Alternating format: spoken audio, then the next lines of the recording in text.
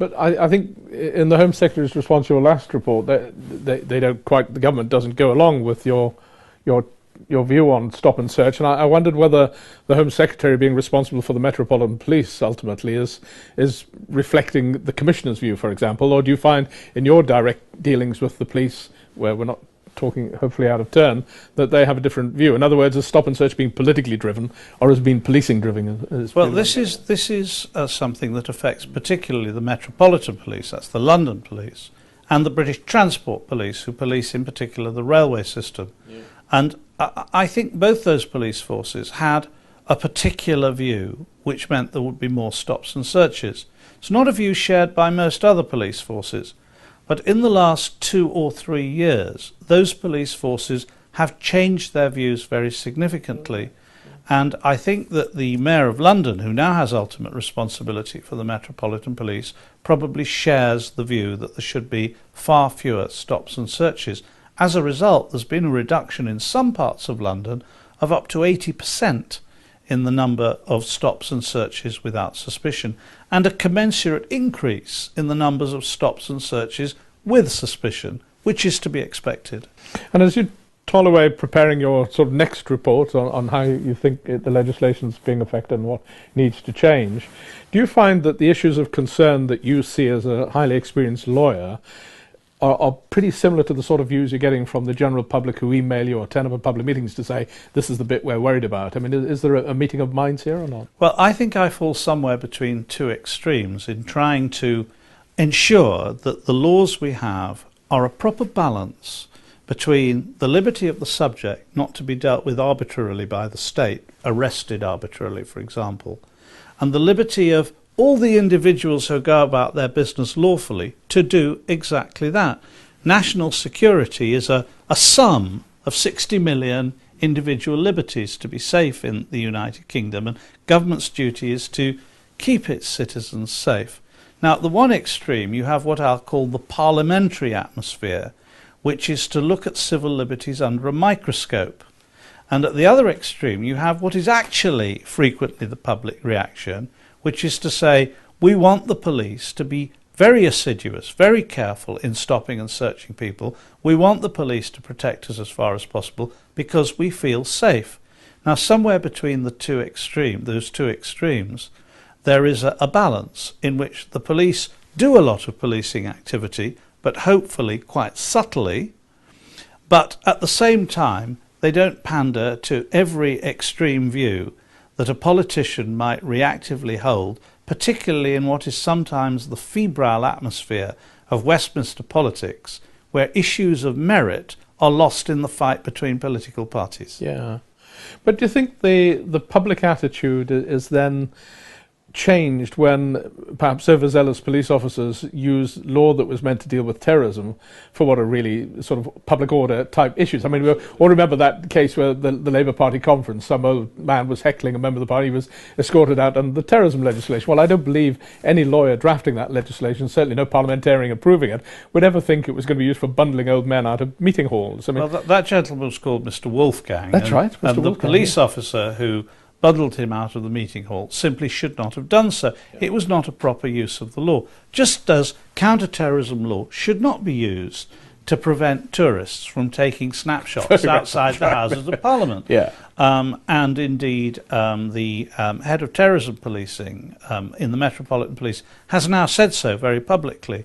And the Metropolitan Police have been told not to stop people taking snapshots anymore. Of course, if they see someone whom they reasonably suspect is taking photographs for a terrorism purpose, that's a completely different story, as it would be in other countries. But not just a general tourist. You recall during the detention period issue, there was a concern that in Europe they seem to charge for far lesser time than they do in the United Kingdom. Is there more of a European dimension coming to the legislation in the future?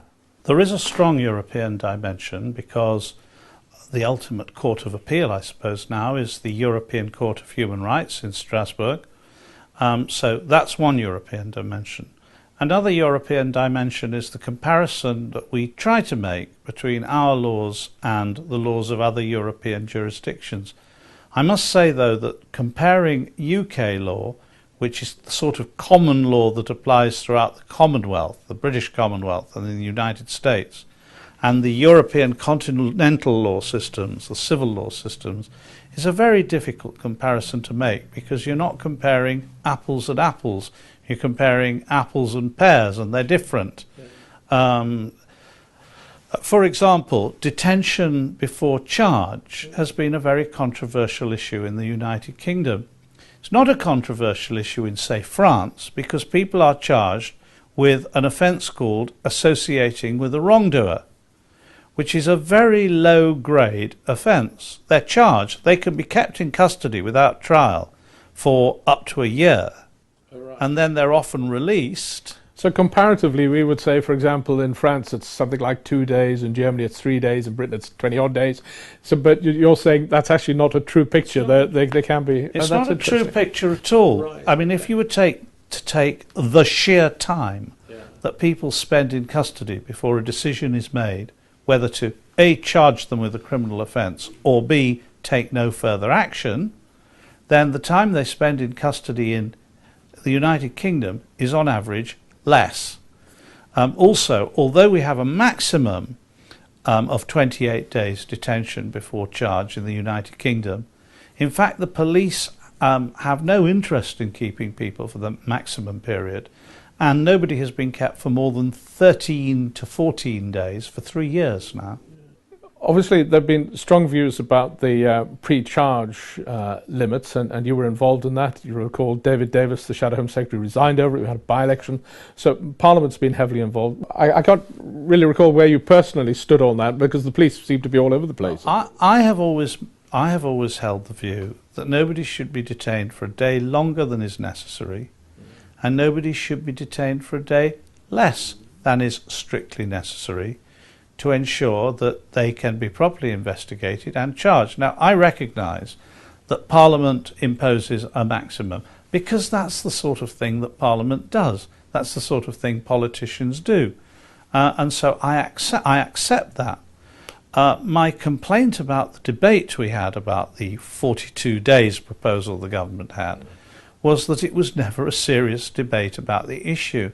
At the time, it was a highly politicised debate, in which one politician particularly, then the Shadow Home Secretary, chose to make it a very personal crusade. That did not mean that we had a very mature debate about the issue. But that's over now. In my view, 28 days may not be sufficient for a very serious terrorism plot involving a large number of suspects. But we live with the law we've got, and we make the best of it. And I think the police have adapted their practices to recognise that we are where we are. So is this an issue, do you think, a future Home Secretary is going to have to come back to, or is the feeling, being there, burnt our hands, we haven't won the public argument, so let's leave it be? I think the prospects of any future Home Secretary returning to that issue are somewhere near nil, because they will have learned from the experiences of those Home Secretaries who had to deal with the issue before. There is concern that maybe the rate of conviction in the United Kingdom is not as good as it should be. Maybe 1 in 10, I think the current rate is. Is there a difficulty? I mean, are the police just not thorough enough? Are the lawyers not understand? Why is there such a discrepancy between the... First of all, I don't accept that the arrest conviction rate is low. If you look at other countries, our conviction rate of arrested terrorists is quite high. Furthermore, if you look at those who've been charged and compare the percentage of people convicted of terrorism offences with the percentage of people convicted of other criminal offences, theft, burglary, robbery, rape, actually the rate is about the same. It's certainly not lower for terrorism offences. And if you compare our rate of attrition with other countries, it's acceptable. We fall within the norm.